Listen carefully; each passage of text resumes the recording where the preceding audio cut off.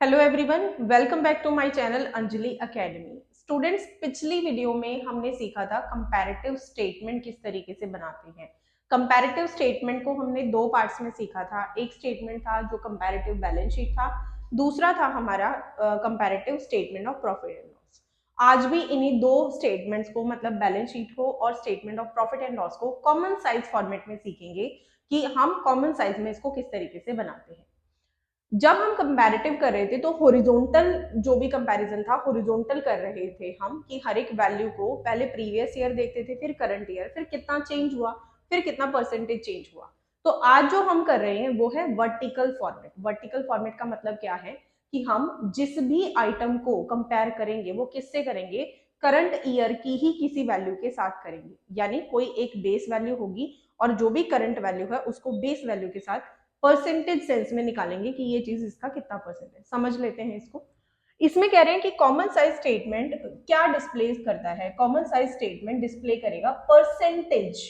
हर एक चीज को परसेंटेज में कन्वर्ट करके बताएगा, और परसेंटेज किस सेंस में, किसी ना किसी कॉमन बेस या कॉमन फिगर की सेंस में। ठीक है, जैसे इसमें मेजरली अगर देखा जाए तो दो स्टेटमेंट आपकी हैं। एक है कॉमन साइज इनकम स्टेटमेंट जिसको हम statement of profit and loss भी कहते हैं, और एक है आपका कॉमन साइज बैलेंस शीट। ठीक है, अगर किसी कंपनी का रेवेन्यू $1 मिलियन है, ठीक है, और अगर उसका कॉस्ट ऑफ गुड सोल्ड जो है वो $600,000 है, तो इस केस में 60% होगा उसका सीओजीएस। किसके कंपैरेटिवली? रेवेन्यू के कंपैरेटिवली। तो जो रेवेन्यू फ्रॉम ऑपरेशंस होता है इसको हम 100% फिगर लेके चल रहे हैं और बाकी सारी वैल्यूज को इसी के कंपैरिजन में चेक करेंगे। इसी तरीके से बैलेंस शीट में हम क्या करेंगे, जो टोटल एसेट्स है या टोटल लायबिलिटी का हो उसको 100% लेके चलेंगे और बाकी सारी चीजों को इसी से कंपेयर करेंगे। देखेंगे कि बाकी चीजें इसके कंपैरेटिवली कितने परसेंटेज वैल्यू में है। ठीक है, बढ़ते हैं इसके फॉर्मेट की तरफ। सबसे पहले हम सीखेंगे statement of profit and loss. Statement of profit and loss आपको पता होगा कि vertical format of statement of profit and loss क्या होता है। उसी फॉर्मेट में हमने कॉलम्स को एड ऑन करना है। यहाँ पे जो आपके मेन कॉलम्स हैं वो कैसे होंगे, आपको जो फिगर्स लिखनी है प्रीवियस ईयर पहले लिखना है, करंट ईयर पहले लिखना है। यानी कि जो भी अमाउंट वाला या जो भी ऑपरेशनल कॉलम्स है हमारी, ये जो चार कॉलम है इनको दो सेगमेंट्स में डिवाइड करेंगे। दो सेगमेंट होंगे जिनमें एब्सोल्यूट अमाउंट लिखा जाएगा, एक में प्रीवियस ईयर का, दूसरे में करंट ईयर का। उसके बाद अगला जो सेगमेंट है उसमें परसेंटेज लिखा जाएगा कि रेवेन्यू फ्रॉम ऑपरेशन के कंपैरेटिवली वैल्यू जो है वो कितना परसेंट है। तो इसमें भी एक वैल्यू जो होगी प्रीवियस ईयर को दिखाएगी, दूसरी वैल्यू जो है वो करंट ईयर को दिखाएगी। इसमें जो रेवेन्यू फ्रॉम ऑपरेशंस है उसको हम 100% लेके चलेंगे। ठीक है, तो ये फॉर्मेट आपको मैंने पिछली वीडियो में बता दिया था कि किस तरीके से statement of profit and loss में हम सारी चीजों को सीक्वेंस वाइज लिखते हैं, वो आप वहां से देख सकते हैं। बाकी अभी हम क्वेश्चन करेंगे तो और अच्छे से आपको समझ आएगा। जैसे हमारे सामने ये क्वेश्चन है जिसके लिए हमें क्या बनाना है, कॉमन साइज स्टेटमेंट बनाना है। तो बना लेते हैं इसको। कॉमन साइज स्टेटमेंट बनाने के लिए कॉलम्स देख लीजिए एक बार, आपको फॉर्मेट भी समझ आ जाएगा। सबसे पहला कॉलम होगा जिसमें पर्टिकुलर्स दिखाया जाएगा, दूसरा आपका नोट नंबर है। आप चाहें तो अभी के लिए स्किप कर सकते हैं क्योंकि क्वेश्चन में ऐसी कोई इन्फॉर्मेशन नहीं दी हुई है। ठीक है, उसके बाद मैंने कहा था कि टोटल चार कॉलम्स आपके बनने हैं जिनको दो सेगमेंट्स में डिवाइड करना है। दो सेगमेंट कैसे? पहला सेगमेंट था एब्सोल्यूट वैल्यू के अकॉर्डिंग। पहला जो सेगमेंट है ये है एब्सोल्यूट वैल्यूज। ठीक है, और यहाँ पे हम बताते हैं percentage of revenue from operation. ठीक है, अब अगेन बात करें तो इसके भी दो पार्ट्स हो जाने हैं। एब्सोल्यूट वैल्यूज में एक प्रीवियस ईयर है, एक करंट ईयर है। ऐसे ही परसेंटेज में एक प्रीवियस ईयर है, एक करंट ईयर है। तो ये आपका रहेगा बेसिक फॉर्मेट। ठीक है, बेसिक फॉर्मेट आपका ये हो जाएगा। तो यहाँ पे आपका था पर्टिकुलर्स और ये आप बना रहे हो common size statement of P and L, profit and loss. ठीक है, यहाँ पे हमें लिखना था प्रीवियस ईयर की वैल्यूज, यहाँ लिखना है current year values, previous year values और करंट ईयर वैल्यूज। ठीक है, तो देख लेते हैं। अब क्वेश्चन को पढ़ना स्टार्ट करते हैं और इसको एक सिस्टमैटिक फॉर्मेट में कन्वर्ट करते हैं। आपको दिया है revenue from operation, other income, तो एक बार आपको गो थ्रू कर लेना है सारी चीजें कि क्या क्या दिया हुआ है। अब हम स्टार्ट करते हैं। रेवेन्यू फ्रॉम ऑपरेशन में सबसे पहला जो मेन पॉइंट हमारा होता था, मेन हेड कह सकते हो, वो आपका था रेवेन्यू फ्रॉम ऑपरेशन, तो रेवेन्यू फ्रॉम ऑपरेशन लिखेंगे। थोड़ा सावधानी से चलिए क्योंकि यहाँ प्रीवियस ईयर बाद में दिया है, करंट ईयर पहले दिया है। तो पहले प्रीवियस ईयर की वैल्यूज को देख लेते हैं। 7,50,000, ठीक है। करंट ईयर की वैल्यू क्या है? 10 लाख है आपकी, ठीक है। 7,50,000 एंड 10 लाख, राइट, हो गया। चलिए अब नेक्स्ट लिखते हैं। फिर हमें लिखना है अदर इनकम। अदर इनकम या अदर रेवेन्यूज आप लिख दो। अदर इनकम में क्या है? 75,000 प्रीवियस ईयर का था और 1 लाख जो है वो करंट ईयर का है। इसके बाद नेक्स्ट स्टेप हमारा क्या होता है? नेक्स्ट स्टेप होता है इनका टोटल कर लेना। तो टोटल कर लो, ठीक है। टोटल करेंगे तो ये हमारा आ जाएगा टोटल रेवेन्यू, ठीक है बच्चों। ये थर्ड हमारा आ गया है टोटल रेवेन्यू, यानी कि नंबर 1 प्लस नंबर 2 आप टोटल कर लेंगे तो ये हो जाएगा 8,25,000, ये हो जाएगा 11 लाख। कर सकते हैं इसको। नेक्स्ट आपका है purchase of stock in trade. तो ये जो purchase of stock in trade है, चेंज इन इन्वेंट्री है, अदर एक्सपेंसेस है, ये सारे के सारे हमारे किस में आते हैं? एक्सपेंसेस में आते हैं। तो फोर्थ नंबर हमारा बनता है एक्सपेंसेस। एक्सपेंसेस में 1 बाय 1 लिख दो जो जो आपको दिया हुआ है। जैसे पहला आपको दिया था purchase of stock in trade, ठीक है। स्टॉक इन ट्रेड ये आपको दिया 6 लाख है प्रीवियस ईयर का और 7,50,000 है आपका करंट ईयर का। नेक्स्ट आपका दिया है चेंज इन इन्वेंट्रीज, ठीक है, स्टॉक इन ट्रेड का।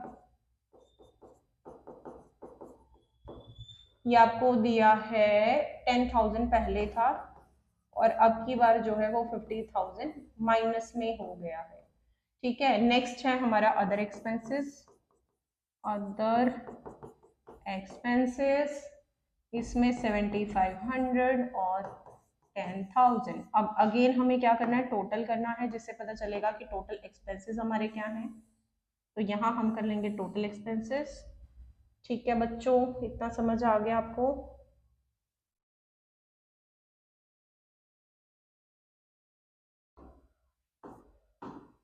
टोटल कर लीजिए जरा। ये आएगा 0,05,716, 6,17,500 और यहाँ आपका 50,000 माइनस है तो 7,50,000 में से 50,000 हटा दो, 7 लाख प्लस ये 7,10,000 आपका आ जाएगा, ठीक है। अब ये हमारा हुआ है टोटल एक्सपेंसेस, यानी कि फोर्थ नंबर का टोटल आ गया। अब हमें निकालना है फिफ्थ। फिफ्थ में क्या निकलेगा? प्रॉफिट बिफोर टैक्स निकलेगा। ये करने के लिए क्या करना है? थर्ड में से फोर्थ को माइनस करना है, यानी कि टोटल रेवेन्यू में से टोटल एक्सपेंसेस को माइनस करना है। इसको माइनस कर लेते हैं फटाफट। तो ये हमारा आएगा 8,25,000, 8,25,000 माइनस 6,17,500, तो ये हमारा हो गया 2,75,000, ठीक है। नेक्स्ट हमारा 11 लाख में से 7,10,000 चला जाएगा तो ये आएगा आई थिंक 2,90,000 आपका आना चाहिए, ठीक है। कर सकते हैं इसको, इतना हो गया। अब इसके बाद हमें क्या करना है? लेस करना है टैक्स, ठीक है। टैक्स कितना बोला था? रेट ऑफ टैक्स इन्होंने बोला 50%, तो जितना भी आया है उसका 50% कर दो, वो आपका क्या हो जाएगा? टैक्स हो जाएगा। तो ये आपका आ जाएगा 10, देन 3, देन 7, देन 500, यहाँ से आएगा 1,9,5,000। जितना आया है उतना ही सेम, क्योंकि 50% ऑब्वियसली बात है, अगर टैक्स है तो 50% जो बचेगा वो आपका क्या हो जाएगा? वो आपका हो जाएगा प्रॉफिट आफ्टर टैक्स। तो पहला काम, तो पहला इंपॉर्टेंट काम तो हमारा क्या होगा कि हम फॉर्मेट में सारी चीजों को लिखें, अगर नहीं दिया हुआ है तो, ठीक है। फॉर्मेट में लिखने के बाद उसके बाद हमें क्या करना है? करंट ईयर और प्रीवियस ईयर की पूरी वैल्यूज को यहाँ पे नोट डाउन कर लेना है एक सिस्टमेटिक तरीके से। अब बात करते हैं, मैंने आपको क्या कहा था कि जो रेवेन्यू फ्रॉम ऑपरेशन है इसको हम मान के चलते हैं कि ये हमारा है 100%, ठीक है। ये हमारा क्या है? 100% है। और इसको भी क्या मान के चलते हैं? 100%। तो जब मैं प्रीवियस ईयर की वैल्यूज को कैलकुलेट कर रही होंगी तो मुझे क्या करना है? इस वैल्यू को 100% मानते हुए सारी चीजों को कैलकुलेट करना, ठीक है। तो जैसे 75,000 को अगर मैं कैलकुलेट करना चाहती हूँ कि इसको मैं इसकी परसेंटेज में कन्वर्ट करना चाहती हूँ, कैसे करूंगी? अदर इनकम मेरी 75,000 है, बेस मुझे क्या लेके चलना है, 7,50,000 को लेके चलना है, मल्टीप्लाई बाय 100 कर देना है, तो ये मेरे पास 10% आ जाएगा। ठीक है, तो ये 10% हो गया। ठीक है, अगर टोटल करेंगे तो कितना हो जाएगा, 110% हो जाएगा। इसी तरीके से ये 1 लाख जो है 10 लाख का कितना परसेंट हो जाएगा, 10% हो जाएगा। सेम टोटल करोगे 110 आ जाएगा। अब इसके बाद सेम प्रोसेस फॉलो करनी है, ये वैल्यू डिवाइडेड बाय जो भी रेवेन्यू फ्रॉम ऑपरेशन था, मल्टीप्लाई बाय 100 करना है, और फटाफट इस टेबल को आप कंप्लीट कर लोगे। सो ये वैल्यूज इसी तरीके से जो अभी आपको तरीका बताया था कि हमें क्या करना है, जो भी वैल्यूज है, जो भी वैल्यूज थी वो लेनी थी, और उस वैल्यू को जो रेवेन्यू फ्रॉम ऑपरेशन था इसी पर्टिकुलर ईयर का, जो भी वैल्यू थी उस वैल्यू को उसी ईयर के रेवेन्यू फ्रॉम ऑपरेशन से डिवाइड करना था और मल्टीप्लाई बाय 100 करना था। इस तरीके से आपने क्या करा, परसेंटेज कैलकुलेट कर लिया कि जो भी इंडिविजुअल आइटम है वो रेवेन्यू फ्रॉम ऑपरेशन का कितना परसेंट है।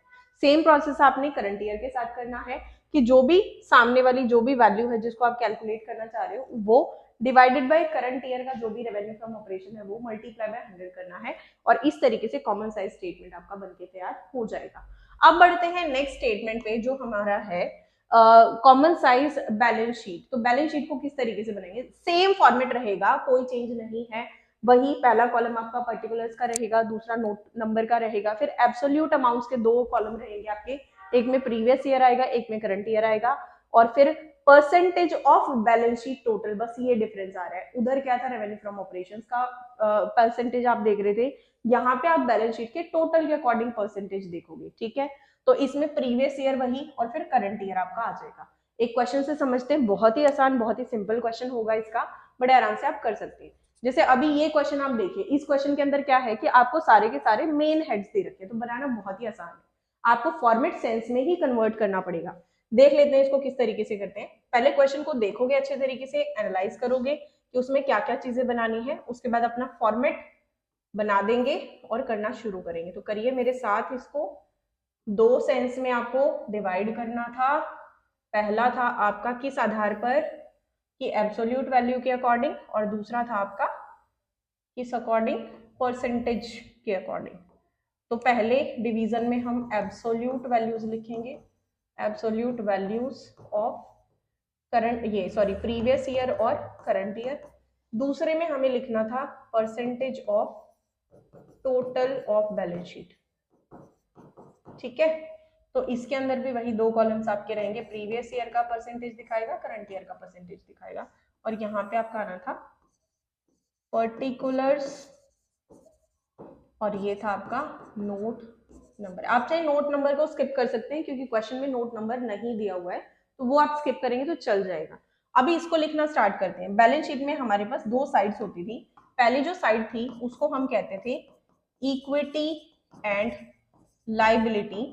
इक्विटी एंड लाइबिलिटीज में आपको सिर्फ मेन हेड्स दे रखे, तो मेन हेड डाल दे चले जाओ। जैसे फर्स्ट मेन हेड आपको दिया है शेयर होल्डर्स फंड, फिर दिया है नॉन करंट लाइबिलिटी, फिर दिया करंट लाइबिलिटी।